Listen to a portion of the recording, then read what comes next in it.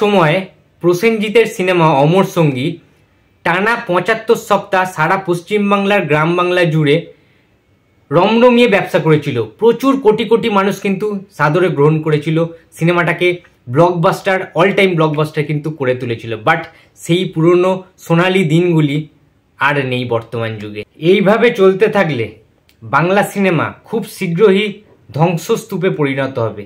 Hello friends, আমি অর্পণ। তো আজ ভিডিওটা খুবই ইন্টারেস্টিং অ্যান্ড ইম্পর্টেন্ট একটা ভিডিও হতে চলেছে, তাই কেউ ভিডিওটা স্কিপ না করে প্রথম থেকে শেষ অবধি দেখতে থাকো বন্ধুরা। তো আমরা যে বারবার বলি সিনেমা ফ্লপ হচ্ছে, বাংলা সিনেমা হিট করছে না, বাংলা সিনেমা সুপার হিট হচ্ছে না, অথচ বলিউডের ছবি মানে হিন্দি বেল্টের যেগুলো ছবি, শাহরুখ খানের ছবি, সালমান খানের ছবি, ঋত্বিক রোশনের ছবি, সাউথের পুষ্পা আসছে, আল্লু অর্জুন আসছে, রজনীকান্ত আসছে, সমস্ত সুপারস্টাররা বাইরের, তারা ব্যবসা করে বেরিয়ে যাচ্ছে চারিদিক থেকে, বিভিন্ন স্টেট থেকে, বিভিন্ন রাজ্য থেকে। বাট বাংলা ছবি কেন চলছে না? দেখো বন্ধুরা, ফার্স্টে একটা কথা বলি, বাংলায় কোন হল চিরকাল ভিড় থাকে, কোন হলে চিরকাল মানুষ দেখতে যায় বলতে পারবে? একটাই হল, সেটা হচ্ছে নন্দন। ইয়েস, নন্দন অর্থাৎ রবীন্দ্র সদনে আমরা যখন যাই তখন আমরা দেখতে পাই যে নন্দন ওয়ানের সামনে প্রচুর সংখ্যায় মানুষ ভিড় করে রয়েছেন, প্রচুর সিনিয়র সিটিজেন থেকে শুরু করে অনেক এজের মানুষ, ঠিক আছে? শুধুমাত্র প্রবীণ মানুষ সেটা নয়, প্রবীণ মানুষ থেকে শুরু করে যারা স্টুডেন্টস রয়েছে, বিভিন্ন স্কুলের পড়ুয়ারা রয়েছে, কলেজের যারা পড়ুয়া রয়েছে, অনেক জেনারেশনের কিন্তু ছেলে মেয়ে তারা একত্রিত হয়, অনেক মানুষ একত্রিত হয়ে তারা কিন্তু সিনেমা দেখে। তার কারণ হচ্ছে অ্যাফোর্ডেবল রেট, যে টিকিটের যে দাম সেটা অত্যন্ত অ্যাফোর্ডেবল এবং অত্যন্ত কি বলবো সবার সুবিধে হয়। 30 টাকা থেকে শুরু করে 50 টাকা টিকিটের দাম আছে, তোমরা সবাই জানো। সো সবার সুবিধা হয়, যে যেরকমই কাজ করুক। অনেকে যারা স্টুডেন্টস রয়েছে তারা টিফিনের টাকা বাঁচিয়ে তারা কিন্তু সিনেমাটা দেখতে পারে একসাথে। যারা একটু প্রবীণ রয়েছে তারা তাদের হাত খরচার টাকাটা দিয়েই তারা সিনেমা দেখতে পারে। সো কারোর কোনো প্রবলেম হয় না, টিকিট কাটার সমস্যাটা কারোর হয় না। সুতরাং নিম্ন মধ্যবিত্ত থেকে শুরু করে মধ্যবিত্ত, বড়লোক, প্রত্যেকের জন্য কিন্তু খুবই একটা ভালো জিনিস কিন্তু নন্দনে আছে, যে কেউ খুব ভালোভাবে টিকিট কেটে কিন্তু অল্প প্রাইসে, অল্প টাকায় টিকিট কেটে কিন্তু সে সিনেমাটা, তার পছন্দের সিনেমাটা কিন্তু সে দেখতে পারে। কিন্তু বিষয়টা হচ্ছে মেন যে জেনারেশনটা, ঠিক আছে? নন্দন তো একটাই রয়েছে, নন্দন কি চারিদিকে প্রত্যেকটা শহরে শহরে রয়েছে? ওয়েস্ট বেঙ্গলের সমস্ত জেলায় কি নন্দনের মতো হল রয়েছে? নেই। তাহলে কি রয়েছে এখন এই মুহূর্তে দাঁড়িয়ে? কটা হল রয়েছে সেটাও গুনতে হবে, 1 2 3 করে, খুব একটা বেশি পাওয়াও যাবে না, ঠিক আছে? তার কারণ সেই সমস্ত হলগুলো বা সেই সমস্ত সিঙ্গেল স্ক্রিনগুলোর অবস্থা খুবই খারাপ।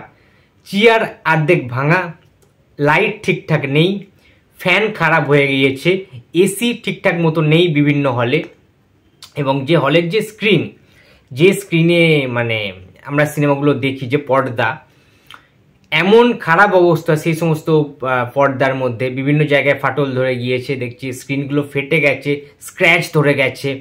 তো এইরকম অবস্থায় কারা পয়সা খরচা করে সিনেমা দেখবে? প্রথমত নন্দনের মতো কম প্রাইসের টিকিট সিঙ্গেল স্ক্রিন হলগুলো নেই। 100 150 ওপরে শুরু, 250 ওপরে শুরু টিকিটের দাম, ঠিক আছে? কারা দেখতে যাবে এইরকম ফালতু হলে? কারা দেখতে যাবে সিনেমা? ঠিক আছে, উঠে গেছে সিনেমা দেখার চলটাই, চলে গেছে। যেটা 2000 সালের আগে পর্যন্ত কিংবা 2002 সাল 2003 সাল অবধি চলতো, যে চলটা ছিল, গ্রামের লোকরা দেখতে যেত 90s-এ। আমার অনেক সাবস্ক্রাইবার বন্ধুরা রয়েছে, বিশ্বজিৎ রয়েছে, কার্তিক রয়েছে, অনেক রয়েছে, রাকেশ রয়েছে, রাহুল রয়েছে, ঠিক আছে, শওকত হোসেন রয়েছে, শওকত হোসেন, ঠিক আছে? তো এরকম প্রচুর রয়েছে, ঠিক আছে? আরফান সিদ্দিকী, রনি রয়েছে, সন্দীপ রয়েছে, সমস্ত বনগাঁ, মেদিনীপুর, পুরুলিয়া, বাঁকুড়া, বীরভূম, বিভিন্ন গ্রামে তারা কিন্তু থাকে। আমার যারা সাবস্ক্রাইবার রয়েছে সবার নাম আমি হয়তো বলতে পারলাম না, এই মুহূর্তে মনে পড়ছে না, ঠিক আছে? বাট তারা মিস করে, তারা আমাকে বলে যে অর্পণ দা, সত্যি কথা বলতে এই সিনেমাটা বুমবাজার কি আমাদের হলে আসবে আদেও? দশম অবতারের বিভিন্ন মানে যে জেলাগুলি রয়েছে আমাদের পশ্চিমবঙ্গে, সেই জেলাগুলোর অর্ধেক হলে দশম অবতার সিনেমাতে রিলিজ হয় না। সুতরাং তাদেরকে আসতে হচ্ছে শহরের কোনো হলে, কলকাতায় আসতে হচ্ছে ট্রেনে করে সারা রাত জেগে। সেইভাবে তো হচ্ছে না, তাদের ফ্যামিলি নিয়ে কি তারা আসতে পারছে? হয়তো 2-3 জন বন্ধু একসাথে এলো, যেহেতু বুমবাদাকে তারা ভালোবাসে। সিমিলারলি দেবজিতের সিনেমা, যারা গ্রামের দিকে থাকে, দেবজিতের যারা ফ্যান্স রয়েছে, তারা সেইভাবে গ্রামে দেখতে পাচ্ছে না, দেব একটু আলাদা টাইপের সিনেমা শুরু করে দিয়েছে, একটু সিরিয়াল ধর্মী, একটু ফ্যামিলি ড্রামা টাইপের। সেই জন্য সেই সমস্ত সিনেমা কিন্তু গ্রামে কিন্তু রিলিজ হচ্ছে না। গ্রামে কিরম রিলিজ হচ্ছে? পুষ্পার মতো সিনেমা, পাঠানের মতো সিনেমা, জওয়ানের মতো সিনেমা, অ্যানিম্যালের মতো সিনেমা। সো সেইগুলোই চলছে, কম হলের মধ্যেও সেগুলো ব্যবসা করে বেরিয়ে যাচ্ছে, 3-4টে শো দিয়ে দিচ্ছে একসাথে একদিনে, কোনো বাংলা সিনেমার জায়গাই নেই সেখানে। সুতরাং অনেক কিছু ম্যাটার করে কিন্তু ব্যাপারটা হচ্ছে যদি সরকার থেকে দায়িত্ব নেওয়া, কিংবা আমাদের ফিল্ম ইন্ডাস্ট্রির অনেকেই তো রয়েছে যারা রাজনীতির সাথে যুক্ত, যেমন সুপারস্টার দেব রয়েছে, রাজনীতি করছে, রুদ্রনীল রয়েছে, রাজনীতি করছেন, এরকম তো অনেক মানুষ রয়েছে যারা কিনা রাজনীতির সাথে যুক্ত রয়েছেন। রচনা রিসেন্ট ঢুকেছে, রচনা ব্যানার্জি। সো চিরঞ্জিত চক্রবর্তী রাজনীতিতে ঢুকেছেন ফিল্ম ইন্ডাস্ট্রি একজন লোক হয়ে। তো তারা কি এখনো পর্যন্ত একটাও এরকম ব্যবস্থা করতে পারছে না, বা একটা ইনিশিয়েটিভ নিতে পারছে না যে নন্দনের মতো সরকারি হলগুলি চারিদিকে ছড়িয়ে দেওয়া, বিভিন্ন সরকারি হল স্থাপন করা? তার কারণ সেগুলো যদি স্থাপন করা যায় কম প্রাইসে, কিন্তু প্রচুর লোক সিনেমা দেখতে আরও ইন্টারেস্টেড হবে, তাদের কম খরচের টিকিট কেটে ফ্যামিলি নিয়ে তারা দেখতে কিন্তু চাইবে। এটা কিন্তু বাস্তব সত্য। এত প্রাইস হয়ে গেছে টিকিটের দাম। এবার আমাদের ওয়েস্ট বেঙ্গলের সমস্ত গ্রামের লোকেরা তোমরা জানো খুবই কষ্ট সহিষ্ণু, তারা সারাদিন খেটে খুঁটে সংসারের জন্য টাকা রোজগার করে, সংসার চালায়, সেখান থেকে বাঁচিয়ে টাকা বাঁচিয়ে এত টাকা দিয়ে টিকিট কেটে হলে সিনেমা দেখার কোনো ধৈর্য তাদের নেই, আগ্রহ নেই, কোনো ইন্টারেস্টও নেই। তার কারণ অনেক টাকা সেখানে কিন্তু ব্যয় হয়ে যাবে, খরচা হয়ে যাবে। সুতরাং সবার কথাটা কিন্তু ভেবেই এই ইনিশিয়েটিভটি নেওয়া দরকার। তার কারণ না হলে সাধারণ মানুষ, মধ্যবিত্ত, নিম্ন মধ্যবিত্ত মানুষের জন্য কিন্তু আগে সিনেমা তৈরি হতো গ্রাম বাংলার লোকেদের জন্য। ঠিক আছে, প্রসেনজিৎ, ভিক্টর ব্যানার্জি, মিঠুন চক্রবর্তীর আগে রঞ্জিত মল্লিকের যে সমস্ত সিনেমাগুলো হয়েছে, তার আগে উত্তম কুমার, মহানব উত্তম কুমার, সৌমিত্র চ্যাটার্জি, প্রত্যেকের সিনেমা কিন্তু অ্যাকচুয়ালি গ্রামের দর্শকরাই বেশি দেখতেন। শহরের দর্শকরা কিন্তু সেইভাবে সিনেমা হলে কোনো দিনই আগ্রহ প্রকাশ করেনি, দেখেননি।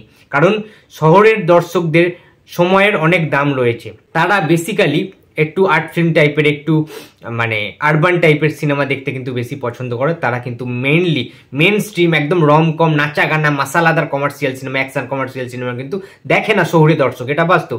শহুরে দর্শক দেখে আর্ট ফিল্ম টাইপের সিনেমা।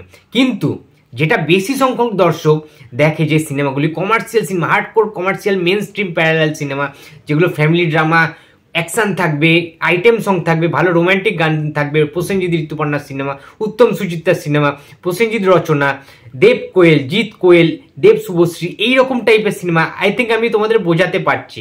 ঠিক আছে, এই টাইপের সিনেমা কিন্তু মানুষ ভোরে ভোরে হল ভরিয়ে কিন্তু গ্রামের দর্শকরা সেই টাইমে দেখতে যেত, যার জন্য 750 থেকে 850টা সিঙ্গেল স্ক্রিন হল ছিল, টিকিট প্রাইস অনেক কম ছিল, তখন সবাই দেখতে যেত। বাট সেটা মানে কোথাও চলে গেছে, হারিয়ে গিয়েছে সেই যুগটা। ঠিক আছে, তো এটার জন্য দায়ী একমাত্র হল, সিনেমা হলের না থাকার কারণে কিন্তু এটা হয়েছে। সমস্ত হল বন্ধ হয়ে গিয়েছে।